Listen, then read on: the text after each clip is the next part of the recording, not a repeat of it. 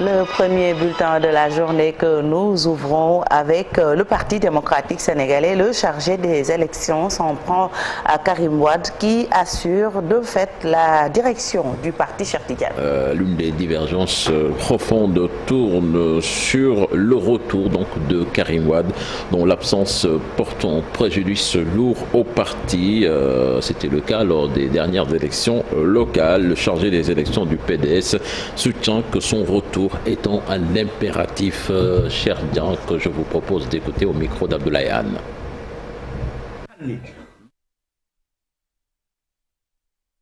N'est pas en boîte, peut-être on va y revenir dans nos prochaines éditions. Certainement, Fatih, toujours cher Dian, donc face à la presse, le directeur des élections du PDS qui s'engage à soutenir la liste Yewwi Wallu dans le département de Pikine sur les investitures. Cher Dian, de poser la question de savoir si vraiment la coalition Wallu souhaite vraiment gagner les 18 départements qui lui sont confiés dans le cadre de son alliance.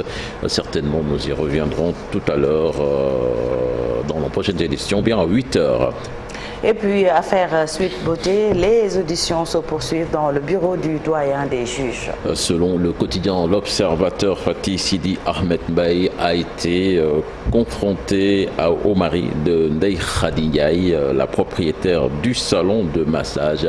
Aïssata Ba, masseuse également, a été auditionnée hier dans le cadre de cette affaire. Rappelons que tout ça découle donc de cette histoire d'accusation de viol contre Ousmane Sonko, le leader de PASTEF, accusation portée par la dame Adji Sarr.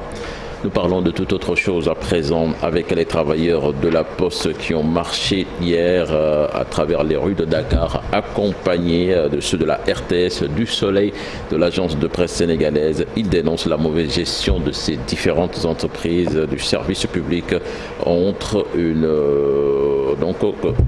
entreprise au bord du gouffre, disent-ils, et les droits des travailleurs sont eux bafoués. Ils ont été accompagnés également par la CNTS FC. Compte rendu de cette marche signée d'Adissa Prera et Pape Sango Mbaye.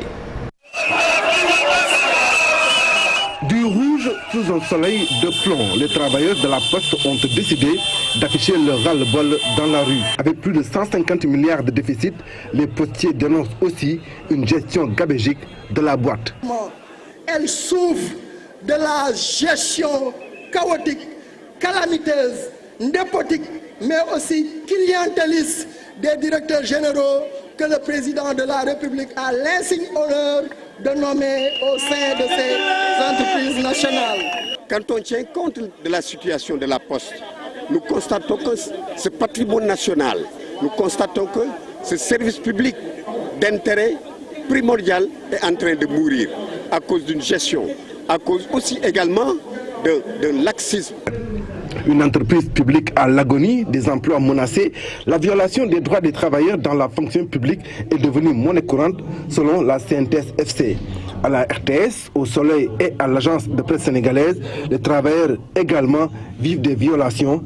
Ils se sont joints à la bataille. Ce qui est inacceptable, ce qui se passe à la RTS, à l'APS, au Soleil et Excaf dans une bonne mesure, c'est inacceptable.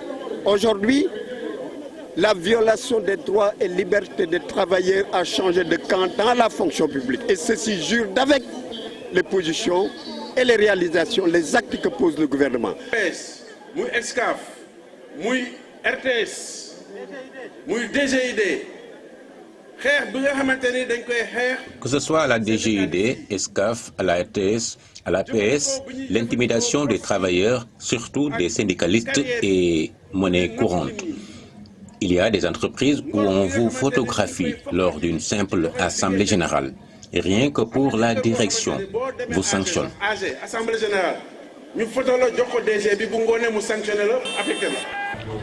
Une entreprise publique presque au fond du gouffre, des droits des travailleurs bafoués dans d'autres. Ce qui se passe à la Poste, à la RTS, au Soleil comme à l'APS reste inacceptable pour les travailleurs. Pour eux, le combat ne fait que commencer. Et puis la Fédération sénégalaise de football qui affiche son soutien à Idriss Gana Gueye, donc la FSF qui soutient que quand l'éthique se base sur l'hypothétique et le dictat, la liberté individuelle est en péril. El Hadji Malick, une phrase lourde de sens donc qui résume parfaitement cette affaire. Mais tout à fait, je pense qu'on s'attendait à une sortie de ce genre de la part de la Fédération sénégalaise de football. Donc, en toute responsabilité, la Fédération a pris la décision de faire un communiqué dans ce sens-là pour montrer tout son soutien à Idriss Gana Gueye. Et je pense qu'aujourd'hui, à travers le Sénégal, l'Afrique et le monde, il y a un vaste mouvement de soutien autour de Idriss Gana Gueye parce qu'Idi a signé un contrat pour jouer au football et non pas un contrat pour faire la promotion de LGBT. Donc je pense que c'est ça le principe. Et puis la liberté individuelle également, il faut respecter les convictions des uns et des autres. C'est la raison pour laquelle tout le monde aujourd'hui adhère à cette cause-là pour dire stop, arrêtez de lyncher Idriss Gana Gueye, arrêtez de l'attaquer. Même les ultras de Paris se sont mêlés à la danse. C'est pour dire que en France, qui est un pays de droit, c'est quand même inquiétant qu'il y ait cette montée en puissance contre Idriss Gana Gueye et pourtant quelque chose qui pouvait être évité à mon avis. Voilà, quelque chose qui pouvait être évité. Fatih, c'était là donc l'essentiel de l'actualité nationale de ce matin. Merci beaucoup, cher Tidiane. Rendez-vous à 7h, 17h15 pour la seconde tasse Actu. Merci, cher Tidiane, pour cette tasse bien digeste. Tout de suite, l'actualité hors de chez nous avec Ibou.